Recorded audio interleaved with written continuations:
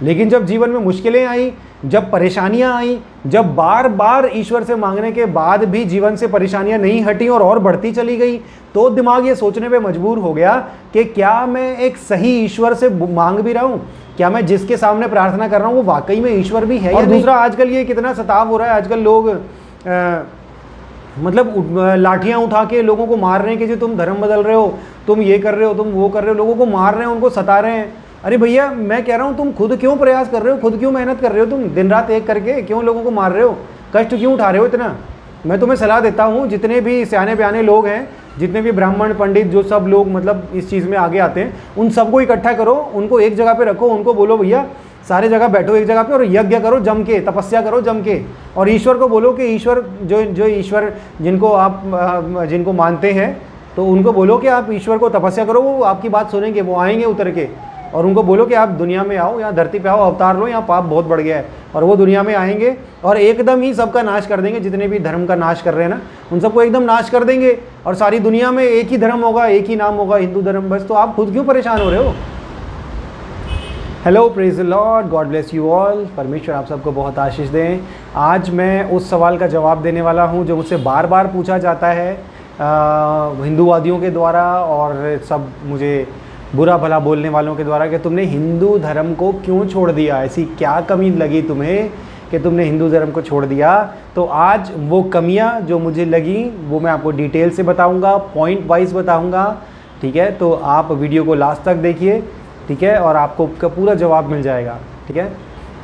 तो सबसे बड़ी जो कमी थी जिसकी वजह से मैंने हिंदू धर्म को या हिंदू मत को छोड़ा, वो था झूठ। क्योंकि इसमें बहुत ज़्यादा मात्रा में कूट कूट के भर भर के झूठ भरा हुआ है। कैसे?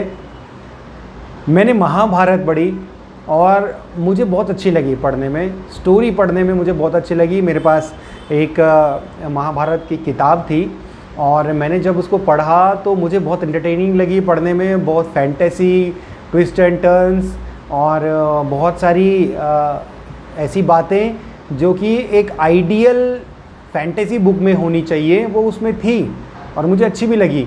लेकिन जब मुझसे ये कहा गया कि भैया ये तो सच में हुई थी और ये वास्तविक घटना थी और ये वर्तमान समय से कोई 5 से 7 हज़ार साल पहले घटित हुई, तब जाके मुझे लगा कि ये तो बहुत बड़ा झूठ है, कोरा झूठ है। क्योंकि उसके अंदर जो बातें लिखी हैं वो बातें किसी भी हिसाब से सच तो हो ही नहीं सकती।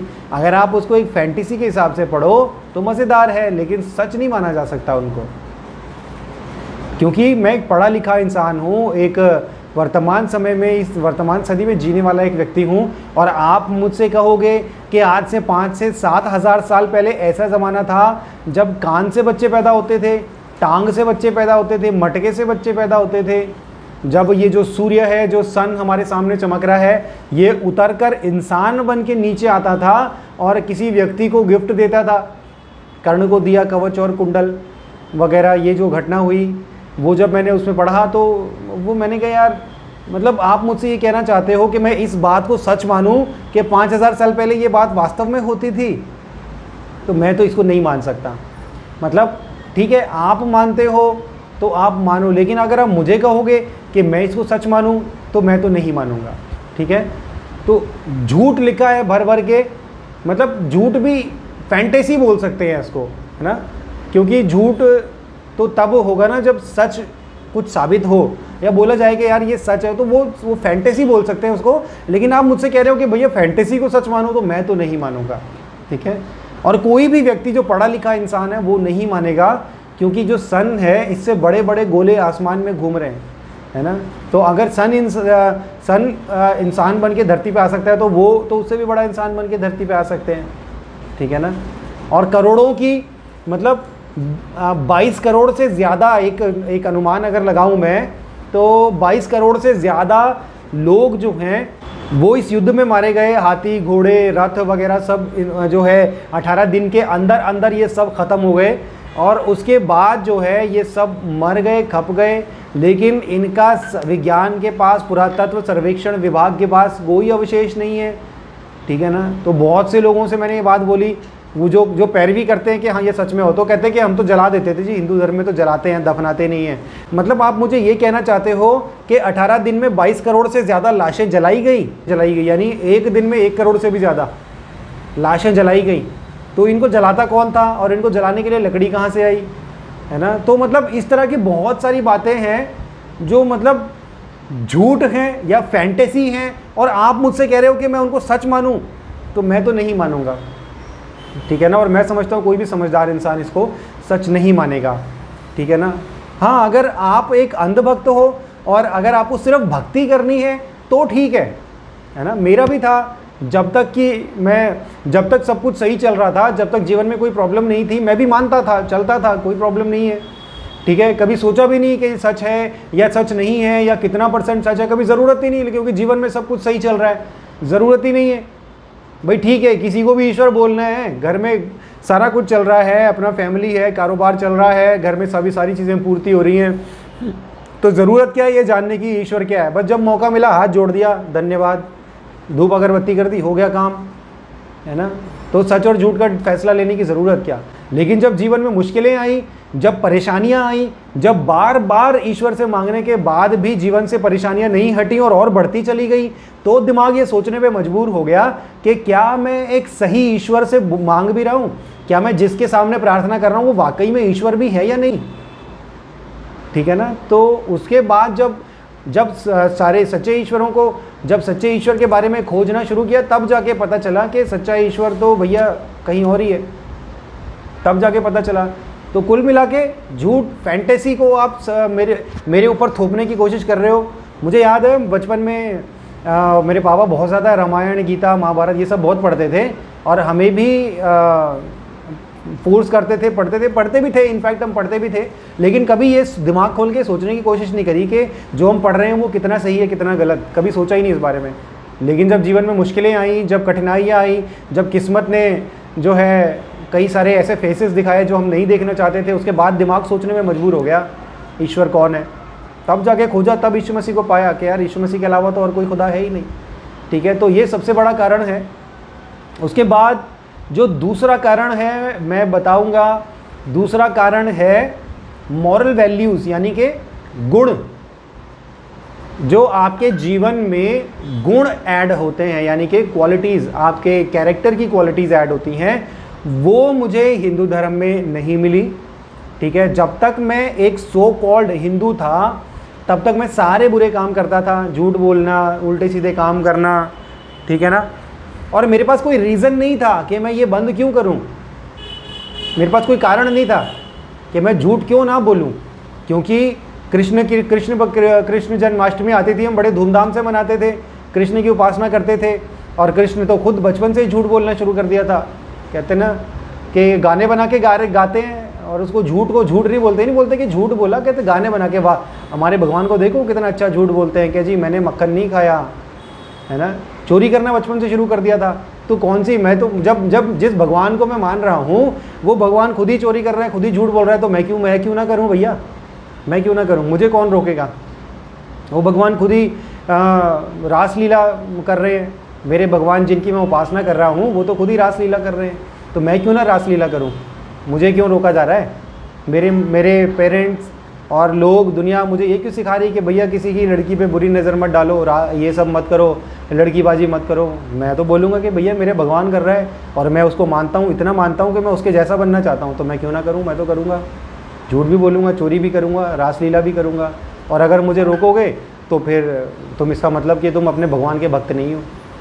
तो ये कारण था, वैल्यूज़ जो है जीवन में ऐड नहीं होती थी। और उसके अलावा हम राम जी के भी बहुत तगड़े भक्त थे, हम दिवाली मनाते थे हर साल। लेकिन जब राम जी को देखा तो राम जी ने भी, हालांकि इतने तो नहीं थी बैड क्वालिटीज़, लेकिन कमी ये थी कि उनको पता नहीं था, राम जी को पूरी बातें पता नहीं थी, उनको पता नहीं था कि सीता को कौन लेके चला गया, ठीक है ना। और उनकी शक्तियाँ लिमिटेड थी, वो ईश्वर के स्तर पर थे। बहुत से लोग कहते हैं कि राम जी ने तो कभी भी नहीं कहा कि मैं ईश्वर हूँ, लेकिन आप पूछते तो है ना, हम उन्हें ईश्वर करके पूछते तो थे, ईश्वर करके उन्हें। तो जब मैंने गौर किया तो देखा कि राम जी की तो शक्तियाँ लिमिटेड हैं, वो बाली को नहीं मार पाए। ये मेरा पर्सनल असम्पशन है, जो मैंने उन दिनों में मैं जब देखता था रामायण, बचपन में याद है मुझे रामायण देखते थे, और कभी नहीं सोचा कि यार राम जी तो बाली को मार ही नहीं पाए। मतलब एक साधारण वानर भगवान से बलशाली कैसे हो गया, कभी नहीं सोचा। वो देख रहे हैं, मज़े ले रहे हैं, आनंद ले रहे हैं, तालियां बजा रहे हैं, लेकिन कभी सोचा ही नहीं। लेकिन जब बाद में मौका पड़ा तब सोचा इस बारे में। तो राम जी की भी शक्तियाँ लिमिटेड थी, उन्हें पता नहीं था कि उनकी पत्नी को कौन ले गया। बाली को नहीं मार पाए, रावण को भी नहीं मार पाए, उन्हें पूरी बातें पता ही नहीं थी, है ना। अगर ईश्वर की तरह हम जिसकी उपासना कर रहे हैं तो उसके अंदर क्वालिटी होनी चाहिए कि जो हम चाहें कि हमारे अंदर आए। अब मेरी पत्नी है तो मैं कभी भी मेरी पत्नी को छोड़ दूँ, मैं उससे बहुत प्यार करता हूँ। और कोई इंसान अगर मुझे बोल दे कि भैया तेरी पत्नी तो गलत है, तो मैं उसको छोड़ थोड़ी दूंगा, मैं छोड़ थोड़ी दूंगा उसे। मैं उसको समझाऊंगा, बुझाऊंगा, मैं प्यार करता हूँ ना उससे, तो मैं उसको छोड़ थोड़ी दूंगा। उसको समझाऊंगा, मैं देखूंगा कि कहीं ना कहीं मेरे में ही कमी है, जो वो गलत हो गई। तो हर एक इंसान यही करता है। तलाक की नौबत तो बहुत बाद में आती है छोड़ने की तो, लेकिन राम जी ने तो छोड़ दिया। ये मैंने देखा, इस बात को नोट किया, मैंने कहा यार नहीं, ये भी एक आइडियल, जो वो आइडियल ईश्वर जिनको मैं चाहता हूँ कि एक आइडियल हो, मेरे आदर्श, जो मेरे आदर्श हो, वो ईश्वर फिर मैंने राम जी को भी नहीं देखा। और उसके अलावा फिर शिव जी की ओर देखा। शिव जी जो है वो देखा कि उनको तो मतलब अगर शिव जी की उपासना करें तब तो हमें पूरी आज़ादी है। नशे करो, चरस पियो, गांजा पियो, भांग पियो, धुएँ उड़ाओ। देखते हैं छोटे छोटे बच्चे गांजा पी रहे हैं। वीडियो आई थी मेरे पास एक कुछ दिन पहले, अभी वो क्या नाम उसका, केसरी क्या बोलते हैं उसको, केसरी का रंग का कपड़ा पहने हुआ है, घूम रहे हैं और चिलम लगाई हुई है, चिलम पी रहे हैं और कह रहे हैं जी हम तो भोले का प्रसाद पी रहे हैं, और गाना भी चल रहा है भोले का प्रसाद पी रहे हैं। मतलब ये चीज़ें हैं। और मैं भी बहुत किसी टाइम पर सिगरेट पीता था, सब मतलब और भी कई नशे, अल्कोहल लेता था। तो मतलब कोई कारण नहीं था कि मैं क्यों बंद करूं। सिगरेट पियो तब तो हम तो जी हमारे भगवान धुआं उड़ाते, तो हम क्यों ना उड़ाएं, है ना। तो ये वो क्वालिटीज़ हैं, वो क्वालिटीज़ नहीं मिली, वो गुण नहीं मिले जीवन में जो होने चाहिए, है ना। वास्तव में मेरे अंदर एक अच्छा इंसान था, तो जब भी मैं कोई गलत काम करता था, सिगरेट पीता था, शराब पीता था, तो मेरे अंदर से कोई आवाज़ सी आती थी ऐसे कि नहीं यार ये काम गलत है, ये क्या कर रहा है तू। मेरा अपना अंतर्मन, मेरी अंतरात्मा मुझसे कहती थी कि भाई ये क्या कर रहा है, सिगरेट पीना गलत बात है, सेहत को जो नुकसान होता है वो तो है, लेकिन गलत बात है। शराब पीना गलत बात है ना। लड़कियों को बुरी नज़र से देखना गलत बात है। लेकिन मैं तो जिन ईश्वरों की उपासना कर रहा हूँ वो खुद ही ये कर रहे हैं, तो मैं क्यों ना करूँ। तो गुण नहीं मिले जीवन में, है ना, ये बहुत बड़ा एक कारण था। तो जब बाइबल पढ़ी, बाइबल में लिखा है कि क्या तुम नहीं जानते कि तुम्हारा शरीर परमेश्वर का मंदिर है, और जो परमेश्वर के मंदिर को ख़राब करेगा परमेश्वर उसको नाश करेगा। तो मतलब देखिए कितनी बड़ी बात है। मतलब जब ये बात एक आम आदमी सुनता है ना, तो वो तो तुरंत सत्ते में आ जाएगा, है मेरा शरीर तो परमेश्वर का मंदिर है, मैं तो इसमें शराब भी डालता हूँ, मैं तो इसमें सिगरेट भी डालता हूँ, और मैं तो सारी बुरी बातें इसमें डालता हूँ, ये तो बहुत बड़ी बात है, परमेश्वर मुझे नाश कर देंगे, नहीं मुझे आदि छोड़ना है। मतलब कितनी बड़ी वजह मिल रही है आपको बुराई से दूर जाने की, लेकिन वो मुझे हिंदू मत में नहीं मिली, है ना। तो क्वालिटीज़ नहीं मिलती हैं आपको। बाइबल कहती है कि अपने पड़ोसी से प्रेम रखो, है ना। और फिर गालियाँ बहुत देते थे, मैं मेरे दोस्त बहुत गालियाँ देते थे, कोई वजह नहीं थी क्यों गालियाँ ना दें, है ना। मुझे आए बगाए पंजाब इलाके में मैं रहता हूँ, यहाँ तो बात कम करते हैं, गाली ज़्यादा देते हैं, है ना। तो बाइबल कहती है कि तुम एक ही मुँह से आशीष और एक ही मुँह से श्राप नहीं दे सकते। मतलब एक ही मुँह से तुम भक्ति कर रहे हो, भक्ति गीत गा रहे हो, और उसी मुँह से तुम बाद में गालियाँ भी दे रहे हो, तो ऐसा कैसे संभव है। ये तो दोगलापन हो गया, तो ढोंग है ना। तो एक व्यक्ति को मैंने देखा, बहुत तगड़ा भक्त था वो, तो उसका क्या था, बहुत बड़ी दुकान थी उसकी, और वो बहुत दान पुण्य करता था, मतलब गरीबों को दान देता था, और बहुत अच्छे अच्छे काम करता था वो। तो जब वो अपनी दुकान पे जाता ना, उसने दुकान पे अपने एक छोटा लड़का रखा हुआ था, और वो छोटा लड़का जब काम करता ना तो वो गलतियाँ करता था। तो मैंने देखा जब भी वो गलतियाँ करता था ना, वो बहुत गालियाँ देता था उसे, बहुत गालियाँ, मतलब गंदी गालियाँ देता था उसको। ये नहीं देखता था कि वो छोटा बच्चा है, मतलब सुबह भक्ति करके आया है, आरती करके आया है, और उसके बाद ऑफिस में अपने दुकान पे आने के बाद उसने धूप बत्ती भी करी है, और जब धूप बत्ती करके अपनी सीट पे बैठा तो गालियाँ देना चालू। मतलब कोई कारण नहीं है, वजह नहीं है उनके पास के, मतलब एक तरफ भक्ति भी चल रही है, एक तरफ गालियाँ भी चल रही है, बुराई भी चल रही है। लेकिन बाइबल में ऐसा नहीं है। बाइबल कहती है कि एक ही मुँह से तुम अच्छी बात और एक ही मुँह से बुरी बात नहीं निकाल सकते। इसलिए जिस मुँह से अच्छी बात निकालते हो, जिस मुँह से परमेश्वर का धन्यवाद करते हो, उस मुँह से कभी दोबारा गाली मत निकालना। गाली देने की वजह छूट गई। यीशु मसीह ने कहा कि किसी से यीशु मसीह ने कहा कि किसी स्त्री की ओर अगर तुम बुरी नज़र से देख लेते हो ना, सिर्फ बुरी नज़र से देख लेते हो सिर्फ, तो तुम उसका ऑलरेडी रेप कर चुके हो। मतलब कितनी बड़ी बात है ये, आप इसको देखो, इतनी बड़ी बात है। मतलब एक इंसान, मैं कहता हूँ अगर बाइबल के अनुसार इंसान जीने लगे ना, या ये देश हिंदुस्तान अगर बाइबल के अनुसार यीशु मसीह की शिक्षाओं के और यीशु मसीह के चेलों प्रेरितों के शिक्षाओं के अनुसार अगर ये देश चलने लगे ना, मैं कह रहा हूँ इस देश में से जुर्म 0% हो जाएगा, ख़त्म हो जाएगा। कभी कोई रेप नहीं होगा इस देश में, कभी कोई गुनाह नहीं होगा इस देश में। बाइबल की शिक्षाएँ आपको सिर्फ सिखाती नहीं है, आपको सिर्फ ये नहीं कि आपको सिखा दिया उसके बाद उस पर चलो, आपको सॉलिड रीज़न देती है, मजबूत कारण देती है कि आप बुराई को छोड़ो। अगर रिपीटेडली अगर एक इंसान बाइबल पढ़ने लग जाए ना, मैं गारंटी देता हूँ उसके अंदर से सारी बुराइयाँ निकल जाएंगी। मैं खुद का एग्जांपल ले लो, मैं एक ऐसा आदमी था, शराब पीना, उल्टे सीधे काम करना, लड़कियाँ छेड़ना, सब तरह के बुरे काम करते थे। लेकिन जब बाइबल पढ़ना शुरू किया, जब देखा, दिल में डर बैठ गया। फिर बाइबल कहती है कि अपने परमेश्वर का डर मानो, भय मानो। तो परमेश्वर का डर क्या है, अगर हमने गलत काम किया तो भैया परमेश्वर तो गुस्से हो जाएंगे, परमेश्वर तो नाश कर देंगे। तो ये बातें जब दिमाग में घूमी तो बुराइयां अपने आप निकलती चली गई, शराब छूटी, फिर बुरी बातें छूटी। मैं कभी जीवन में ऐसा टाइम था, मैं जीवन में सोच नहीं सकता था कि मैं कभी ऐसा इंसान बनूंगा कि मेरे मुंह से गाली ना निकले। मैं मुंह खोलता था, बाद में पहले मुंह से गाली निकलती थी। जो पंजाब में रहते हैं ना, उन्हें पता है कि कैसे यहाँ पे गाली ज़्यादा होती, बात कम होती। तो ऐसा इंसान था मैं। लेकिन जब बाइबल पढ़ना शुरू किया, जीवन से बुराइयां निकलती चली गई। और ये चीज़ मुझे अपने हिंदू मत में नहीं मिली जिसमें मैं था, ठीक है ना। तो ये एक बहुत बड़ा कारण है, बहुत बड़ा रीज़न है। जब यीशु मसीह के जीवन को देखा तो यीशु मसीह का जीवन तो सारी मानव जाति, पूरी ह्यूमन हिस्ट्री मैंने खंगाल के देख ली। जितनी भी माइथोलॉजीज है, जितने भी ईश्वर है, उनमें कोई भी यीशु मसीह के समान नहीं है। मैं 1 लाख का, 2 लाख का, 10 लाख का चैलेंज कर सकता हूं कि कोई मुझे बता दो कि यीशु मसीह के सामने टक्कर होने वाला कोई ईश्वर, कोई देवता, कोई भगवान मुझे बता दो जो यीशु मसीह के कैरेक्टर के सामने तो क्या दूर दूर तक भी खड़ा होता हो। कोई खड़ा नहीं होता। मैंने सब पढ़ा है, सबको देखा है मैंने, ठीक है ना। तो ये बहुत बड़ा रीज़न है। उसके बाद जो ये बलियाँ वगैरह हैं, इसके बाद गलत भ्रांतियाँ, गलत चीज़ें, गलत शिक्षाएं, बहुत सारी ऐसी बातें हैं जो गलत है। जातिवाद एक बहुत बड़ा कारण है मेरी समझ में। मेरे लिए जातिवाद सबसे बड़ा कारण है।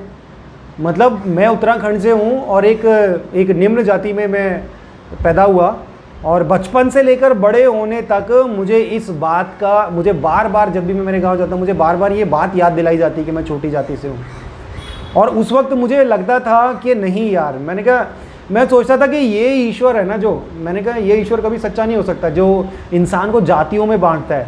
मतलब मेरी क्वालिटीज़ की वजह से, मेरी क्वालिटीज़ की वजह से नहीं जाना चाहूँगा। मैं चाहे इंग्लैंड जाके पढ़ के आ जाऊँ, मैं चाहे जितने मेरे गाँव में लोग हैं मैं उन सब के ऊपर चाहे कलेक्टर बन जाऊँ, तब भी मुझे बार बार ये जताया जाएगा कि तू छोटी जाति का है भैया, क्योंकि ये तो मैं पैदा हुआ ना। तो मैंने कहा ये ना तो ये ग्रंथ सच्चे हो सकते हैं, ना ये ईश्वर सच्चे हो सकते हैं जो मुझे मेरी काबिलियत से नहीं, मेरी जाति से छोटा बताते हैं। काबिलियत कितनी भी हो, कोई फ़र्क नहीं पड़ता।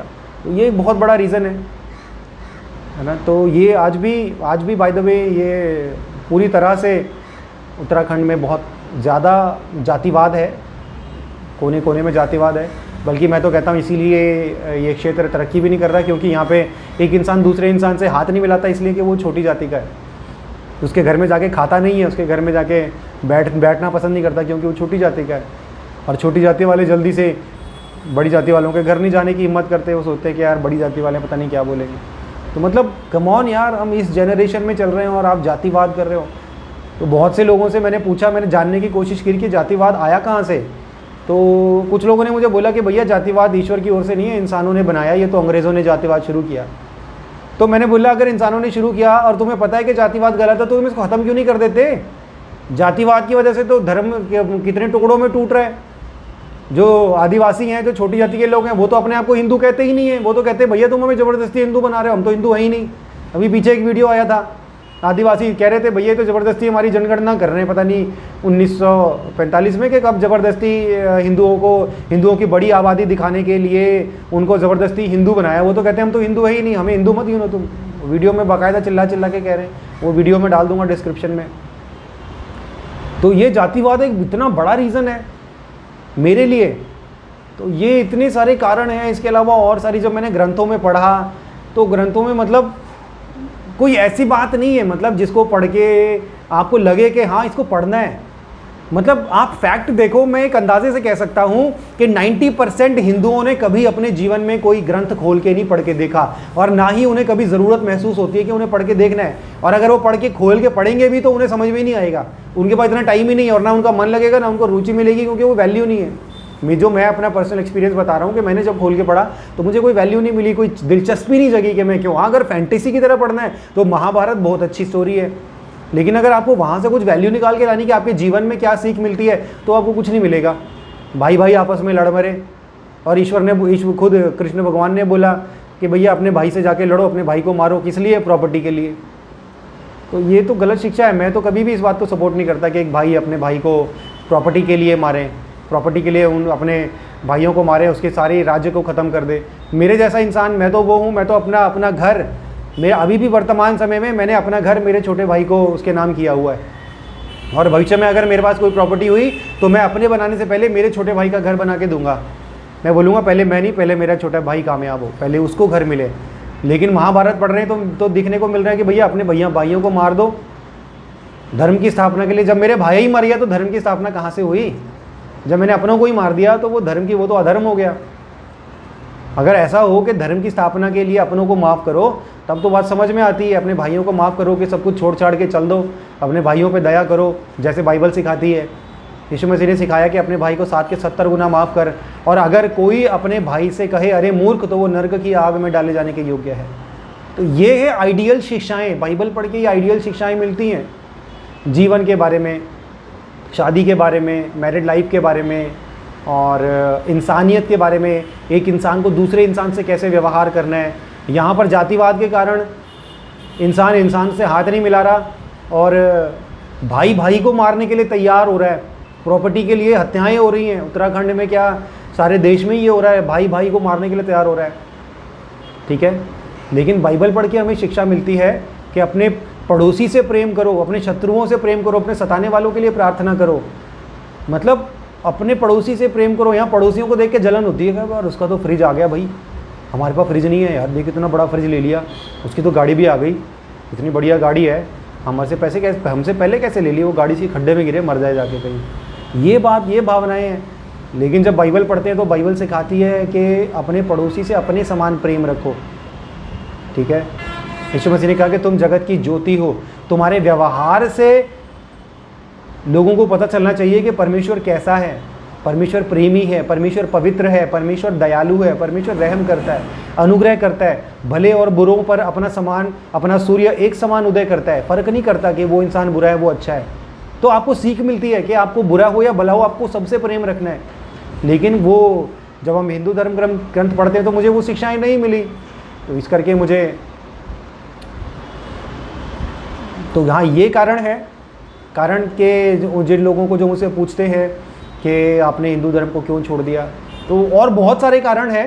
20 मिनट की वीडियो ऑलरेडी हो चुकी है, 22 मिनट की, तो बहुत सारे कारण हैं। कभी मौका लगा तो डिटेल में वीडियो बनाऊंगा, डिटेल में बताऊंगा। बहुत सारे कारण हैं जिनकी वजह से मैंने हिंदू धर्म को छोड़ा, और मैंने सच्चाई की तलाश में, सच जानने की तलाश में मैंने सिर्फ गीता रामायण और ये सारी नहीं, मैंने कुरान भी पढ़ी है। मैंने कुरान जब पढ़ी तो उसके बाद आप यकीन मानो, मैं चैलेंज कर सकता हूँ कि कोई भी इंसान ना कुरान को ज़्यादा देर पढ़ नहीं सकता, क्योंकि कुरान में मतलब इतना गलत सलत मतलब चीज़ें इतनी बेतरतीबी से रखी हुई है ना। गलत सलत का मतलब बेतरतीबी से ऐसे रखी हुई है कि आप पढ़ोगे ना तो आपको एक लय नहीं बंधेगी। मतलब एक टुकड़ा वहाँ, एक टुकड़ा वहाँ, एक टुकड़ा यहाँ, एक टुकड़ा वहाँ। तो मैं जब पढ़ने बैठा तो मेरे को समझ ही नहीं, मैं पढ़ क्या रहा हूँ, मैं थोड़ी देर में बोर हो गया।